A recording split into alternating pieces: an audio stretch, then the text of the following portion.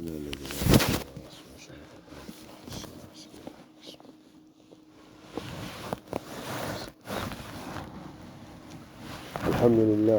salatu wassalam ala rasulillah wa ba'd. This morning we started with the chapter on the prohibition of cursing, swearing, and using bad words. And one of the things we said was the use of bad words, curse words, swearing happens when a person does not have the right words to express how they are feeling. So it's actually a limitation of communication skills.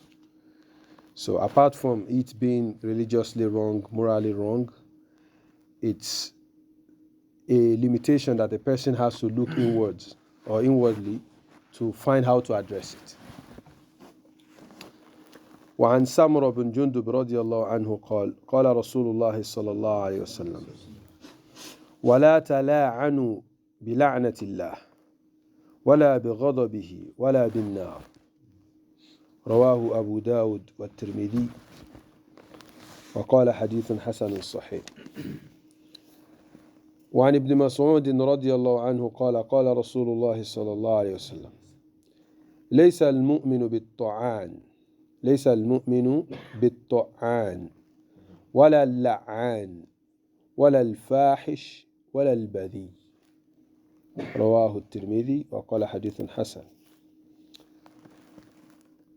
وعن أبي الدرداء رضي الله عنه قال قال رسول الله صلى الله عليه وسلم إن العبد إذا لعن شيئا صعدت اللعنة إلى السماء فتغلق أبواب السماء دونها ثم تهبط إلى الأرض فتغلق أبوابها دونها ثم تأخذ يمينا وشمالا فإذا لم تجد مساغا رجعت إلى الذي لعن فإن كان أهلا لذلك وإلا رجعت إلى قائلها رواه أبو داود.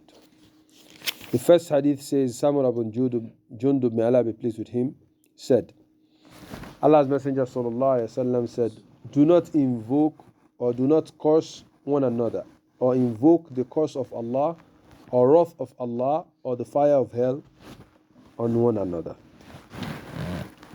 This is like saying, may the curse of Allah or the curse of Allah be on so and so, or telling the person, I wish you born in so and so. The person should not be someone who says this, even if you are angry. Abdullah bin Mas'ud, may Allah be pleased with him, also narrated that Allah's Messenger sallallahu alaihi wasallam said, a true believer is not one who involves in taunting or in cursing, or frequently cursing one another, or in using, indecent or abusive language. Sometimes you listen to the radio and a guest is invited and suddenly they start cursing, or they say something, they said, are you even allowed to curse? I mean, by nature we know that this is not right. This isn't something we should be saying. But for some reason, some people still find a place for it. So now talk about a true believer. A true believer. There is no space for a true believer, in these kind of things. And the third hadith is hadith of Abu Darda, may Allah be pleased with him. Allah's Messenger sallallahu alaihi wasallam said, when a person curses someone or somebody or something, the curse goes to the heaven, and the gates of the heaven get closed.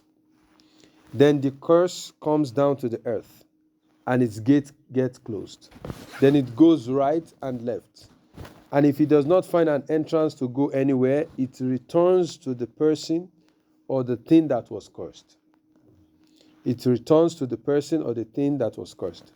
Now, if that person deserves to be cursed, let's say, فَلِيَعُذُ بِاللَّهِ, a child has been, extremely undutiful to the parents, and out of anger, the parent curses. That kind of child is deserving of that curse. May Allah save us from that. Amen. And so, if that person is deserving to be cursed, then the curse will go to the person.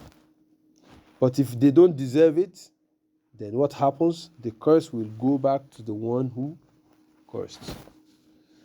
May Allah save us from that. And that's why when you see people who curse a lot, they are not balanced. There's something always off about them or wrong about them. Because when you curse like that a lot, many times you will curse people who don't deserve it. What's going to happen? You'll come back. So we ask Allah subhanahu wa ta'ala to save us from this. Jazakumullah khairan. Barakallahu. Assalamu alaikum.